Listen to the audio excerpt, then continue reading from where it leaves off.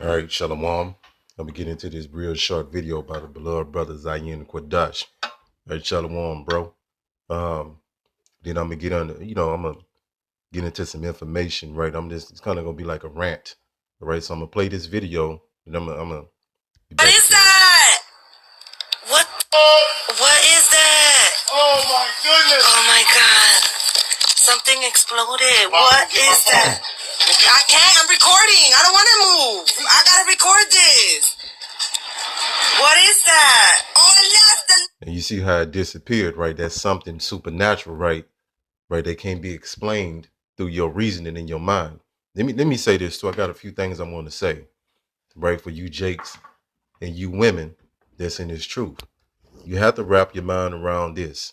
That okay, you've been in a Christian church, you wasn't taught nothing, right? So coming into this truth, right, it's like going into Ivy League college. That's the best way I can explain it to you.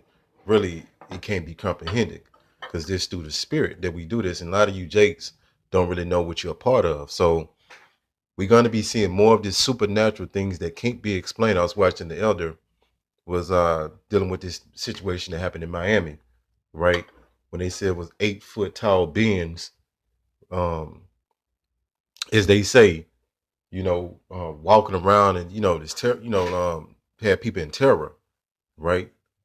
And I watched a few videos on it, but I'm gonna wait to do a lesson on that. We'll see how the spirit move me. Maybe I'll do a lesson on it, maybe not.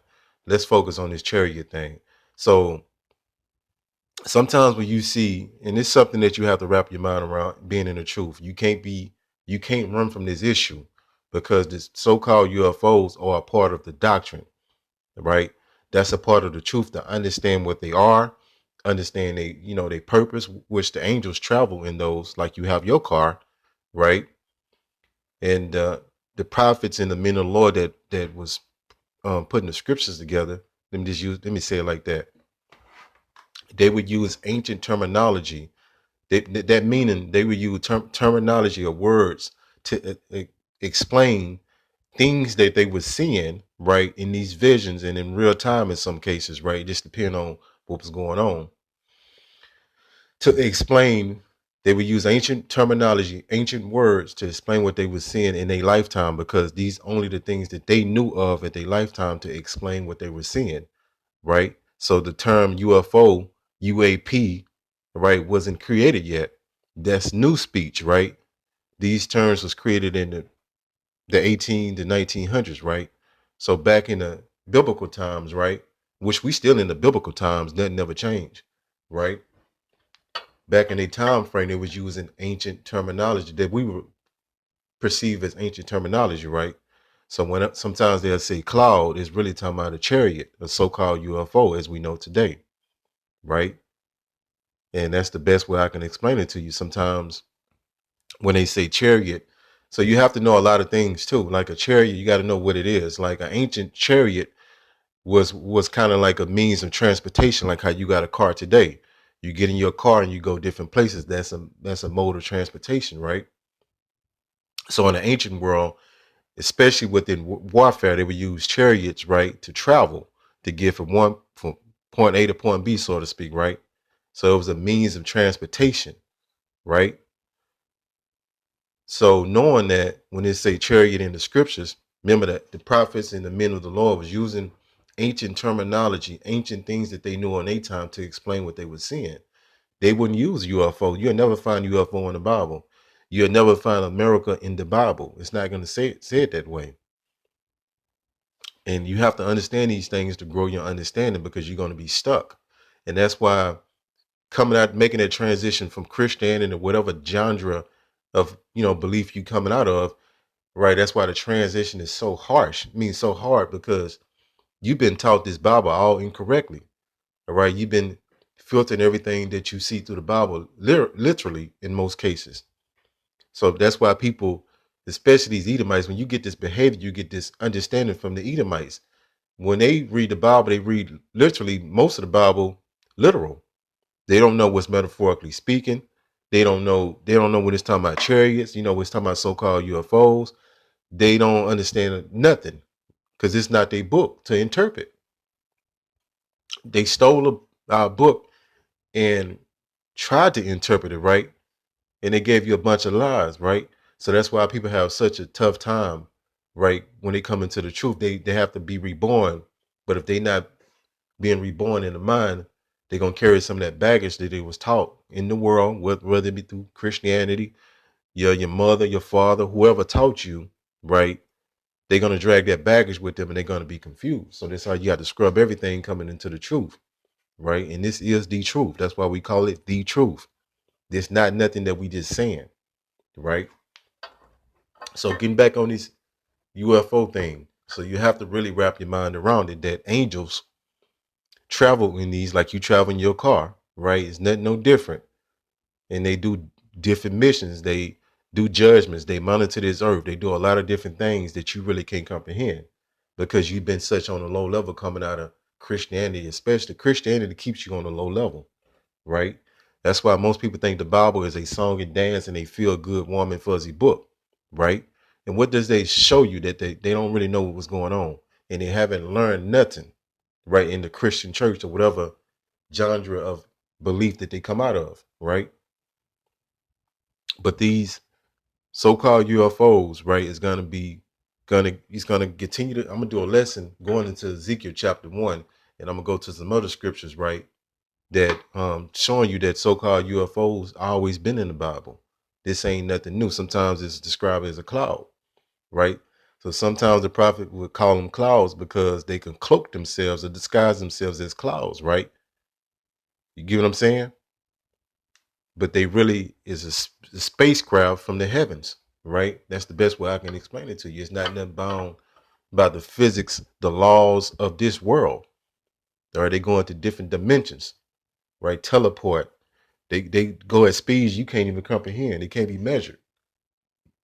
But these things are gonna wreak havoc on this earth, right? It's coming soon. And then the Most High is showing his might, right? The Most High Yahweh, while Yahweh Shai, you have put him in a cookie cutter box, right? And his power is unlimited, omnipotent. When you go into that word omnipotent, that means unlimited power.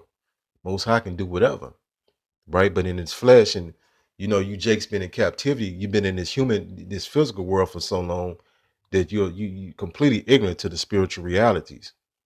A lot of you Jakes don't understand that's in your body. You have a spirit, right? So these things will be considered supernatural, right? And the so-called white man is going to control it. He's going to try to control the narrative, right? With this, because he don't want people to know the truth. He gonna call, most people when they think about so-called UFOs, they think about green men with big head, big eyes, and big heads. That's all witchcraft, you know. So again, a lot of enchantment's been done on your mind. That's why you have to be set free from that, from this mental bondage. And a lot of you still in bondage to Christianity, the image that you've been given, force fed ever since you was a little kid. That's still in your mind to this day. That's why we recommend, right? It's almost like a mandatory thing to drop that name Jesus, man, because Jesus comes with that image. When you say Yahweh Shai, that's a different vibration. It comes with the correct image. So-called black man, as described in the scriptures, right? White woolly hair, right? And when you go look up the old definition of the word wool, it goes back to the so-called Negro hair, right? It's so many things that you have to know, right? So it's always something new to learn every single day, right? Like you eat every day, you need to be getting this word every single day. It shouldn't be a day and go by, right? Like you won't go a whole day without eating, right? This is your daily bread, spiritual bread, which is more important. And a lot of you people, you let the flesh outweigh the spirit, and you don't really, that's why you're not growing spiritually. You stuck. It's like you in quicksand. You have to do better, right?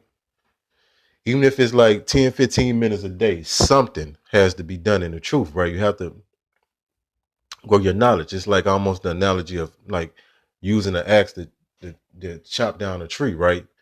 Every time you swing the axe, it's making you might not see that it's making progress, but you are, because every time you chop at this big tree, It's a part of that tree, right? You chopping into it, right? And eventually the tree is gonna fall down, right? The same thing in the truth. Every little bit adds up, right?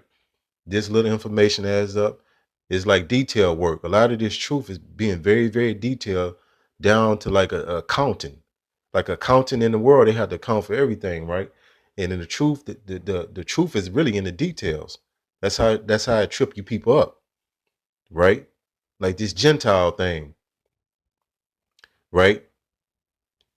This Gentile thing, people don't know what words really mean. So when you go into the word Gentile, it goes back into the word gentilis, genes, right? Gentilis, right? Which means of the same stock.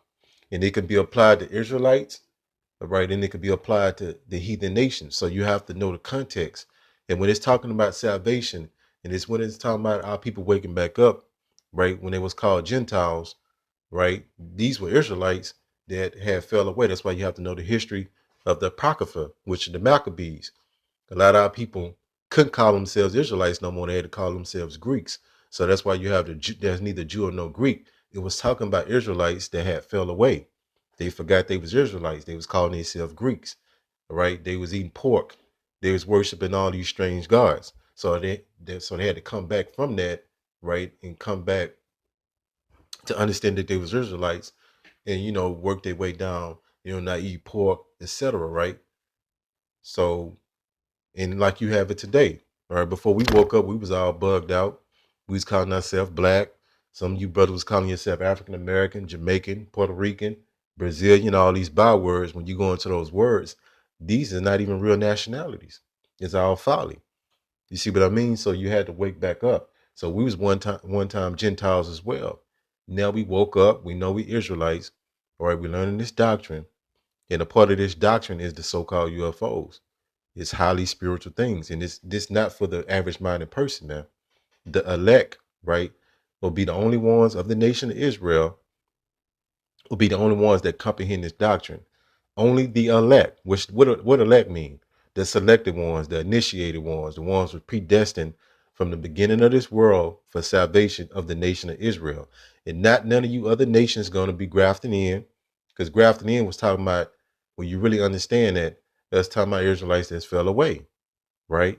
I'll do a lesson on that as well. That's a whole nother vast lesson, right? But the word Gentile is a stumbling block. And a lot of you Jakes, if you're not of the elect, you're not going to understand it, right? You've been taught the Gentiles. See, the way you've been taught is the word Gentiles always talking about the other nations. That's a lie, right? And that word Gentile, you can't shake it. It's like a drug, man, right? Like the hell of a drug called Christianity. But the word Gentile can be applied to Israelites, and it can be applied to heathen nations, or a heathen, or just an individual Israelite. So you have to know the context, right? So that's a stumbling block that's been set before, you people that's not of the elect. You ain't gonna get it, right? But going back into this, right? Matter of fact, you see this cloud right here that's in this video, right? Was a chariot. Let me hit this precept right here, but I'm gonna do a whole thorough lesson going into Ezekiel chapter 1, going into the chariots of the Most High. Remember, the word chariot is like it's just a way in the ancient world I used to travel, right? The book of Psalms 104 and 3, but the chariot was used for other things too, like warfare, but it was a means of transportation. Let me just say it like that. Psalms 104 and 3, who laid the beams of his chambers in the waters, who maketh the clouds his chariot. So again, sometimes you think it's a literal cloud, but it's actually a chariot, right? A so-called UFO disguised as a cloud, so people won't understand what it is. It says, "Who walketh upon the wings of the wind," right? So I've posted so many videos of these chariots doing things that can't be explained, right? Hopefully this lesson was edifying. Call Hala Yahweh, by Shem, Yahweh Shah, by Shem, Rachak Kwadash. Shalom.